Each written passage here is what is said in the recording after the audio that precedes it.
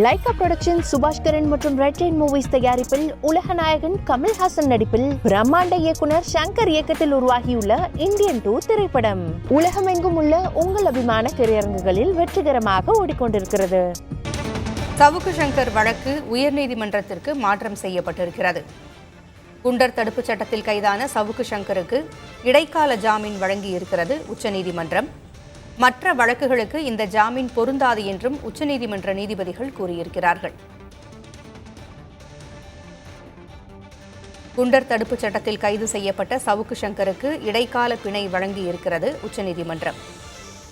மேலும் இந்த பிணை உத்தரவு இந்த குறிப்பிட்ட வழக்கிற்கு மட்டும்தான் என்றும் மற்ற வழக்குகளுக்கு பொருந்தாது என்றும் நீதிபதிகள் தெளிவுபடுத்தியிருக்கிறார்கள்.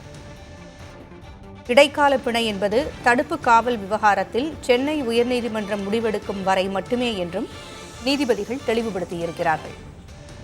கூடுதல் விவரங்களை வழங்க செய்தியாளர் நிரஞ்சன் இணைந்திருக்கிறார். நிரஞ்சன், நீதிமன்ற உத்தரவின் விவரங்கள் என்ன? பூங்குழலி, அதாவது இந்த நீட் தேர்வு ஒரு பக்கம் நடந்துட்டு இருக்கக்கூடிய சூழல்ல மற்றொரு பக்கம் சவுக்கு சங்கர் தொடர்பான வழக்கும் இன்னைக்கு உச்சநீதிமன்றத்துல காலையிலிருந்தே நடந்துட்டு இருந்த ஒரு வழக்கு விசாரணையா இருக்கு. இந்த இரண்டு வழக்குகளையும் நம்ம தொடர்ந்து அப்டேட் பார்த்துக்கிட்டு இருக்கிறோம். இப்போ சவுக்கு சங்கர் தொடர்பான வழக்கு முதல்ல என்னன்றதை பாத்திர வேண்டியதா இருக்கு. குண்டர் சட்டத்துல சவுக்கு சங்கர் கைது செய்யப்பட்டதற்கு எதிராகவும் சென்னை உயர்நீதிமன்றத்துல அவரது தாயார் போட்டிருந்த ஆட்கொணர்வு மனுவை உச்சநீதிமன்றத்திற்கு மாற்றணும் அப்படின்னு சொல்லி இந்த இரண்டு வழக்குகளையும் சவுக்கு சங்கருடைய தாயார் தாக்கல் செஞ்சிருந்தாங்க. இது துஷாந்து துலியா அமர்வுல இன்னைக்கு விரிவா விசாரணைக்கு எடுத்துக்கொள்ளப்பட்டிருந்தது. மனுதாரர்கள் சார்பில், அதாவது சவுக்கு சங்கருடைய தாயார் சார்பில் ஆஜரான வழக்கறிஞர்கள் இந்த விவகாரத்துல சென்னை உயர்நீதிமன்றம் முடிவெடுக்காம காலதாமதம் செஞ்சிருக்கிறாங்க. அதனாலதான் நாங்க இங்க மாத்திருக்கிறோம். தமிழ்நாடு அரசுடைய செயல்பாடுகளும் இதுல சரியானதா இல்ல, சட்ட விதிமுறைகளுக்கு எதிராக அவங்க செயல்பட்டிருக்காங்க அப்படின்ற மாதிரியான வாதங்கள் முன் வச்சாங்க.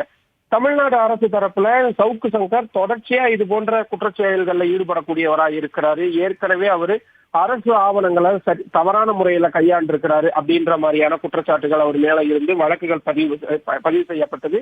நீதித்துறைக்கு எதிராக அவர் பேசினாரு அப்படின்னு நீதிமன்றமே அவர் மீது நடவடிக்கை எடுத்திருக்கிறாங்க. இன்னொரு பக்கம் தமிழ்நாடு அரசு ஏதேனும் ஒரு திட்டங்களை கொண்டு வந்தா அது சம்பந்தமா உண்மைக்கு புறம்பான கருத்துக்களை சொல்றது, குறிப்பா கிளாம்பாக்கம் பேருந்து நிலையம் மாதிரியான முக்கியமான திட்டங்களின் போது பொது அமைதியை சீர்குலைக்கும் வகையில அவர் தொடர்ச்சியா பேசிட்டு வராரு. இந்த மாதிரியான விஷயங்களாலதான் குண்டர் தடுப்பு சட்டத்துல அவரை நாங்க கைது செஞ்சோம் அப்படின்ற விஷயங்கள் எல்லாம் சொல்லப்பட்டது. இரண்டு தரப்பும் கிட்டத்தட்ட ஒரு 3 மணி நேரத்திற்கு மேல விரிவான வாதங்களா முன் வச்ச நிலையில இப்போ உச்சநீதிமன்றம் சவுக்கு சங்கருக்கு இடைக்கால பிணை வழங்கி இருக்கு.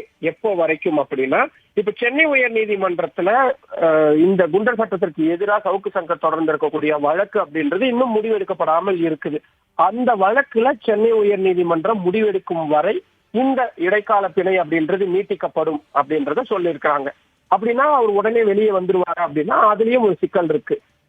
வேறு ஏதேனும் வழக்குல சவுக்கு சங்கர் கைது செய்யப்பட்டு சிறையில் அடைக்கப்பட்டிருந்தாருன்னா அவரு இந்த இடைக்கால பிணையை வச்சுக்கிட்டு அவர் வெளியே வர முடியாது. இப்ப நாங்க கொடுத்திருக்கக்கூடிய இந்த இன்டரிம் பெயில் அப்படின்றது இந்த குண்டாஸ் ஆக்டுக்கு எதிராக குண்டாஸ் ஆக்ட்ல அவர் கைது செய்யப்பட்டது சம்பந்தமான வழக்குக்கு மட்டும்தான் பொருந்துமே தவிர வேற எந்த ஒரு வழக்குக்கும் பொருந்தாது அப்படின்றத நீதிபதிகள் தெளிவுபடுத்தி இருக்கிறாங்க. உடனடியா சவுக் சங்கர் தரப்பும் சரி, அதே மாதிரி தமிழ்நாடு அரசும் சரி, சென்னை உயர் நீதிமன்றத்துல நாடி நிலுவையில் இருக்கக்கூடிய வழக்கை உடனடியா விசாரணைக்கு எடுத்துட்டு வர்றதுக்கான கோரிக்கையை முன்வைக்கலாம் அப்படின்ற ஒரு மிக முக்கியமான உத்தரவும் பிறப்பிக்கப்பட்டிருக்குது. இன்னொரு பக்கம் ஆட்கொணர்வு மனுவை சென்னை உயர் நீதிமன்றத்திலிருந்து உச்ச நீதிமன்றத்திற்கு மாற்றணும் அப்படின்னு கேட்டிருந்த ஒரு பெட்டிஷனை நாங்க வித்ட்ரால் பண்ணிக்கிறோம், நாங்க திரும்ப பெற்றுக்கொள்கிறோம் அப்படின்னு சவுக்கு சங்கர் தாயார் அவர்கள் தெரிவிச்சாங்க. அதுக்கு அனுமதி வழங்கி அந்த வழக்கு முடித்து வைக்கப்பட்டிருக்கு. பூங்குழலி, தகவல்களை வழங்கியமைக்கு நன்றி நிரஞ்சன்.